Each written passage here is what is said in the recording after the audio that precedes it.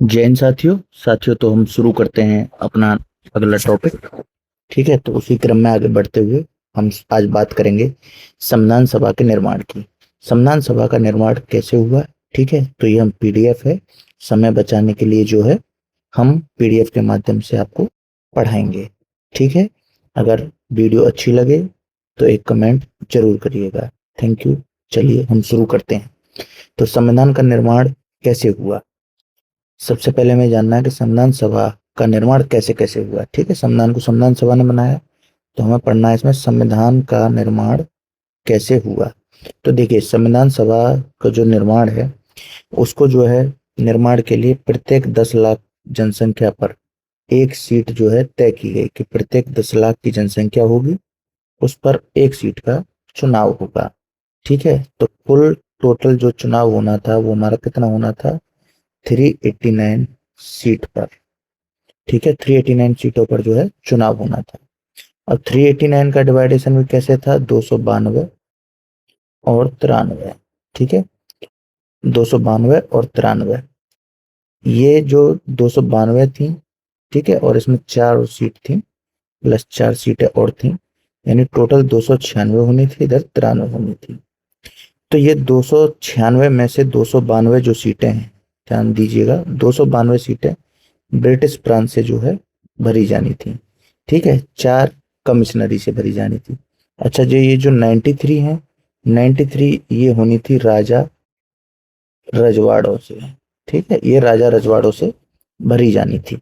ठीक है, चलिए अच्छा देख लेते हैं। देखिए, टोटल 296, हमने जैसा बताया 296 सीट थी, इनका निर्वाचन होना था। लेकिन ये जो 93 सीटें हैं, इनका क्या होना था? मनोनयन। ठीक है, यानी ये राजा रजवाड़े जो थे उनके द्वारा मनोनीत होना था। ठीक है, 93 सीटों पर। अच्छा अच्छा, तो एक संविधान सभा के बारे में एक फैक्ट है कि हम कह सकते हैं कि भारत की संविधान सभा आंशिक रूप से मनोनीत और आंशिक रूप से निर्वाचित थी। ठीक है, देखिए, निर्वाचित भी है और मनोनीत भी है। इसलिए संविधान सभा को जो है, भारत की जो संविधान सभा थी उसको आंशिक रूप से मनोनीत और आंशिक रूप से निर्वाचित भी कहा जाता है। ठीक है, अच्छा, अब बात कर लेते हैं संविधान सभा के निर्वाचन का तरीका। किस तरीके से जो है निर्वाचन हुआ संविधान सभा का। ठीक है, संविधान सभा का जो निर्वाचन हुआ उसके संविधान निर्वाचन का तरीका क्या है।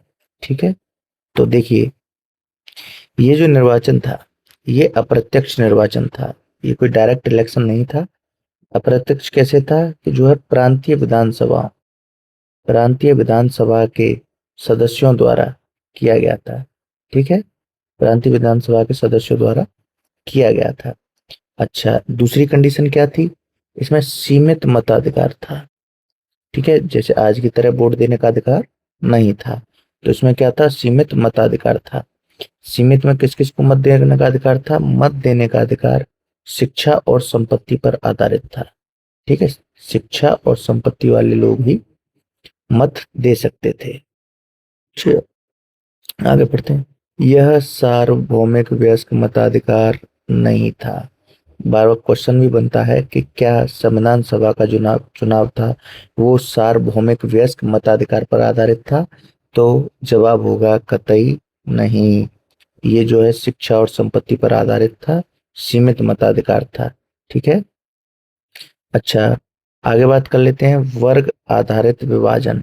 ठीक है, वर्ग आधारित विभाजन कैसे था? वर्ग आधारित विभाजन, सामान्य की जो सीट थी वो कितनी थी? 213। मुस्लिम की सीट थी 79, सिख की 4, महिला 15, एससी अनुसूचित जाति शेड्यूल्ड कास्ट शेड्यूल्ड ट्राइब की 33। ठीक है, तो ये वर्ग आधारित विभाजन था, कई बार परीक्षाओं में पूछा भी गया है, तो ये नंबर से आप ध्यान रखेंगे। आगे है, अच्छा, एक इंपॉर्टेंट फैक्ट, संविधान सभा में यूपी से सर्वाधिक 6 महिलाएं थी। ठीक है, यूपी से कितनी महिलाएं थी? 6 महिलाएं सर्वाधिक थी यूपी से। इंपॉर्टेंट फैक्ट है, एकमात्र मुस्लिम महिला थी बेगम इजाज रसूल, ये एकमात्र मुस्लिम महिला थी। एकमात्र एससी की महिला कौन थी? एकमात्र एससी की महिला थी दच्छायनी वेलायुधन ये मद्रास की थी। ठीक है। एकमात्र राजा रजवाड़े की महिला, ठीक है, एनी मस्करीनी, ये त्रावणकोर राजा रजवाड़े से संबंध रखती थी। अच्छा। अच्छा, अगले आते हैं एकमात्र साम्यवादी नेता। साम्यवादी नेता कौन थे? सोमनाथ लाहिड़ी। ठीक है। एकमात्र पारसी नेता, ये थे आपके पीएच मोदी। अच्छा। एकमात्र एंग्लो भारतीय नेता, ठीक है, एंग्लो इंडियन नेता कौन थे? ये थे फ्रैंक एंथनी।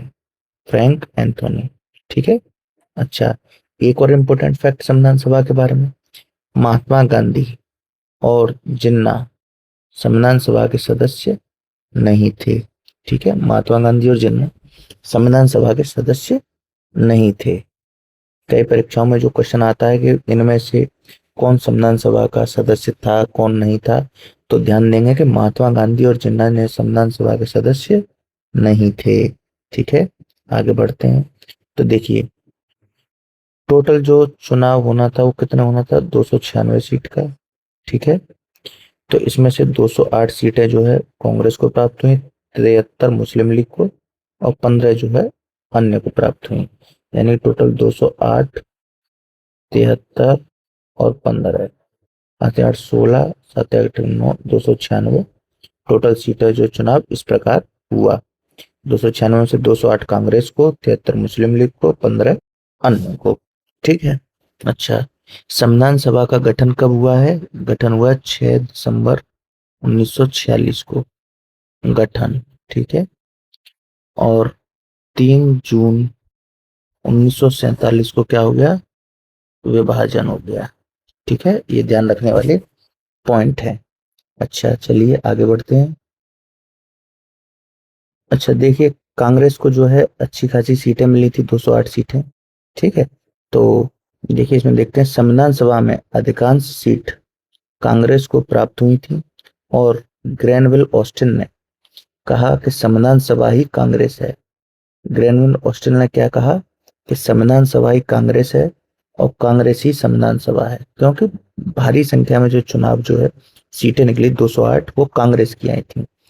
इसी बात को लेकर 3 जून 1947 को संविधान सभा का विभाजन हो गया। ठीक है, ये बताया ना, 3 जून 1947 को विभाजन हो गया।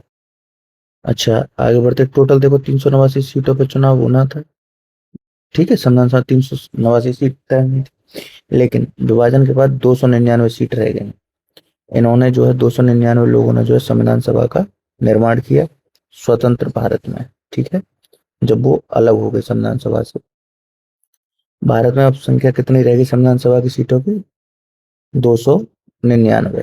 ठीक है, अब इसका जो कैसे कैसे भरा जाना था, 226 सीटें, 226 सीटें कहाँ से? ब्रिटिश प्रांत से, 3 कमिश्नरी से, 70 राजा रजवाड़ों से। ठीक है, इस प्रकार जो है भरी जानी थी। आगे आते हैं, अब बात कर लेते हैं कि संविधान सभा का चुनाव तो हो गया, लेकिन अब संविधान का निर्माण कैसे कैसे हुआ। तो देखिए, 9 दिसंबर 1946 को प्रथम बैठक हुई। ठीक है, प्रथम बैठक हुई 9 दिसंबर 1946 को। कहाँ पे हुई? दिल्ली के केंद्रीय हॉल में जो है ये मीटिंग हुई।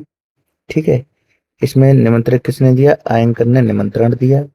टोटल कितने सदस्य पहुंचे? 207 सदस्य पहुंचे। कब आयोजित की गई? सुबह 11 बजे जो है ये मीटिंग आयोजित की गई। ठीक है, कहाँ आयोजित की गई? दिल्ली के केंद्रीय हॉल में बुलाया गया सभी को कि भाई आप सभी जो है 11 बजे आ जाएंगे। टोटल 207 सदस्य को जो है बुलाया गया, पहुंचे। निमंत्रण किसने दिया था? आयंकर ने। पहली बैठक कब हुई? 9 दिसंबर 1946। ठीक है, आप हमारे साथ ही याद करते चलिए, साथ ही याद हो जाएगा। ठीक है, अगला जो पॉइंट आता है वो संविधान सभा के अब अध्यक्ष के बारे में भाई बात कर लेते हैं। तो संविधान सभा के अस्थायी अध्यक्ष कौन चुने गए? सच्चिदानंद सिन्हा।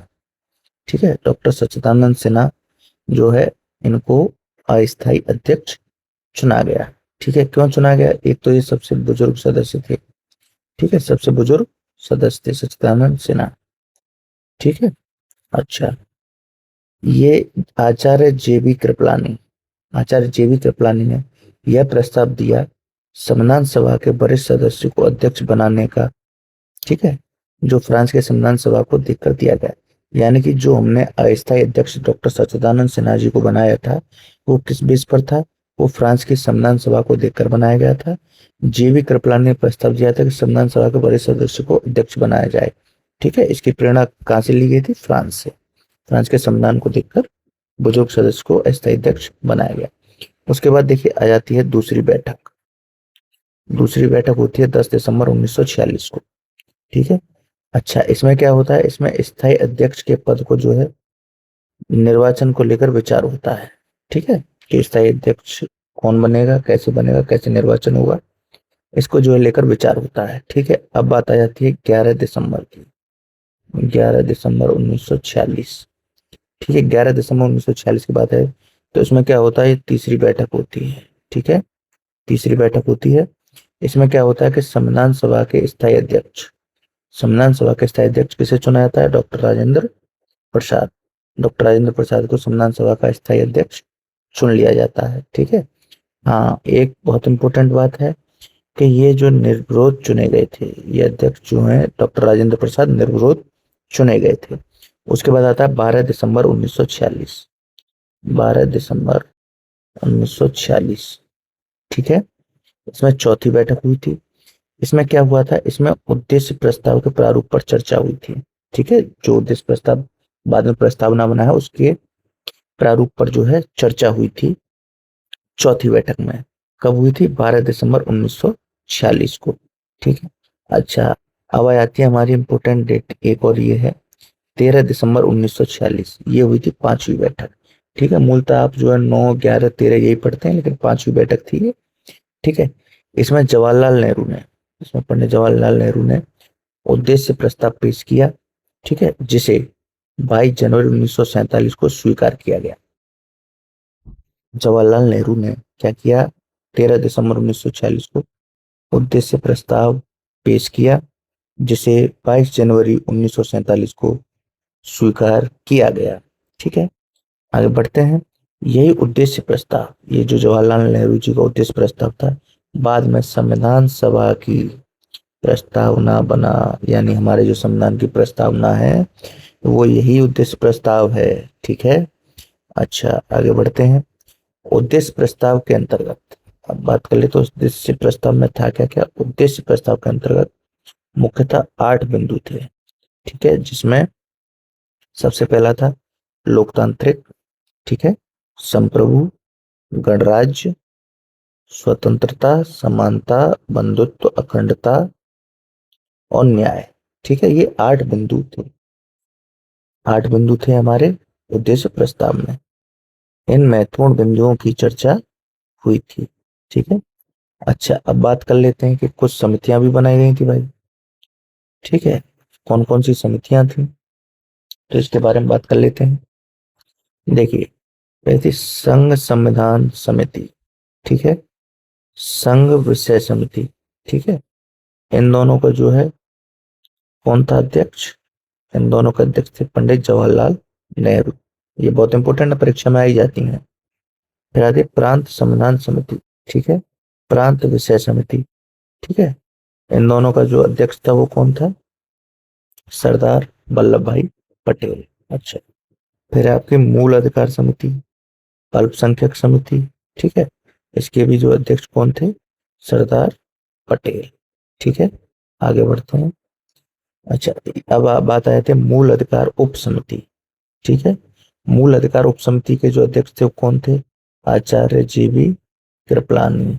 ठीक है, जेबी कृपलानी, ये इनके जो है अध्यक्ष थे। अल्पसंख्यक उप समिति, देखिए मूल अधिकार उप समिति, अल्पसंख्यक उप समिति, इसके अध्यक्ष थे एस.सी. मुखर्जी। संचालन समिति, बहुत बार परीक्षाओं में पूछा गया, इसके अध्यक्ष थे डॉक्टर राजेंद्र प्रसाद। झंडा समिति, इसके अध्यक्ष थे डॉक्टर राजेंद्र प्रसाद। कार्य संचालन समिति, ये थे के एम मुंशी। के एम मुंशी। ठीक है, कन्हैया मणिलाल मुंशी। सदन समिति, सदन समिति के अध्यक्ष थे पट्टाभी सीतार मैया। प्रारूप समिति, बहुत इंपोर्टेंट समिति थी, इसके अध्यक्ष थे डॉक्टर बी आर अम्बेडकर। ठीक है, तो इस प्रकार ये समितियां थी। ठीक है, आगे जो है इनके बारे में विस्तृत पढ़ेंगे। ठीक है, अब हमारा नेक्स्ट टॉपिक में रहेगा प्रारूप समिति के बारे में। तो प्रारूप समिति क्या थी, कैसे बनी, क्या क्या इन्होंने काम किया। ठीक है, मिलते हैं अगली वीडियो में। अगर आपको वीडियो अच्छी लगे तो आप लाइक शेयर एंड सब्सक्राइब जरूर कीजिए। Thank you.